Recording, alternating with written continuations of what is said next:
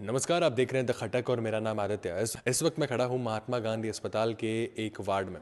मैं यहाँ पे इसलिए खड़ा हूँ और आपको बताना चाहता हूँ कि पहले कहा जाता था कि घर ऐसी जगह लो जहाँ पर पड़ोसी भी होने चाहिए, क्योंकि आखिर पड़ोसी ही पड़ोसी के काम आता है।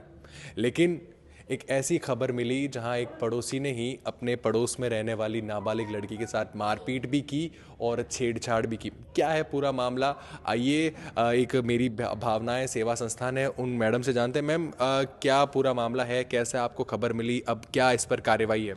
सबसे पहले तो मैं बताना चाहूँगी कि जो बच्ची के पिता नहीं हैं, जो बच्ची है और उसकी मदर हॉस्पिटल में गई हुई थी, उनकी किसी की डेथ हो गई थी तो डेड बॉडी नहीं मिली थी, उस कारण वो वहाँ गई थी।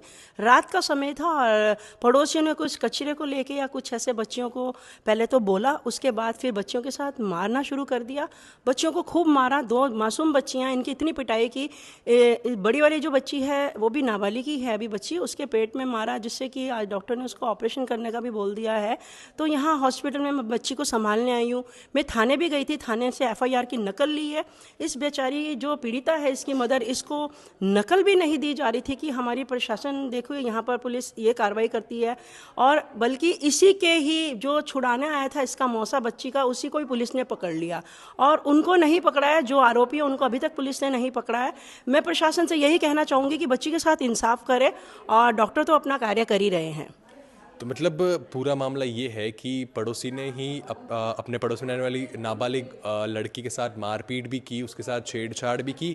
और दूसरा सबसे बड़ी बात ये है कि जब पीड़िता की माँ पुलिस में कार्रवाई करवाने के लिए पहुंची, शिकायत दर्ज करवाने के लिए पहुंची, तो सही एक्शन भी जो है पुलिस वालों की तरफ से नहीं लिया गया। मैं पीड़िता की जो माँ है मैं उनसे बात करता हूँ।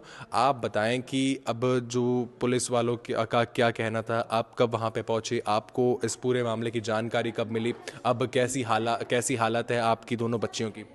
मैं हॉस्पिटल गई हुई थी मथुरा दास में।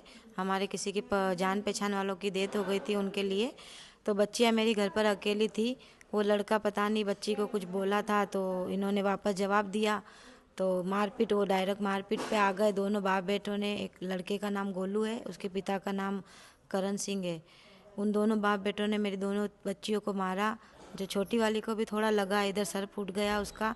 बड़ी वाली को थोड़ा ज़्यादा लगा है। बड़ी बच्ची भी मेरी ज़्यादा बड़ी नहीं है, 16 साल की है। आज वो हॉस्पिटल में भर्ती है और उसको कल ऑपरेशन का भी बोला है डॉक्टर ने।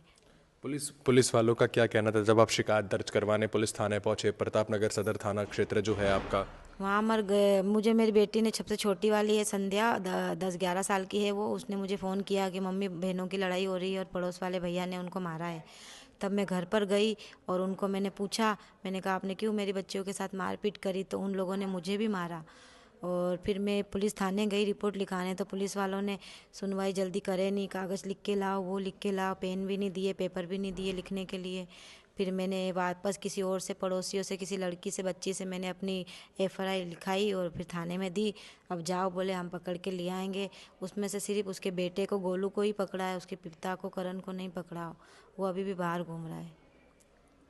तो ये है तो ये हालात हैं कि पड़ोसी ही पड़ोसी के काम नहीं आ पा रहा है। अब पुलिस इस पर देखना होगा कि ये जो पीड़िता की माँ है, एक एनजीओ का सहारा लेने के बाद पुलिस में पहुंचती है और एनजीओ जो है वो पुलिस पर दबाव बनाती है और पुलिस जो है एक्शन में आती है। अब एक्शन लिया गया है।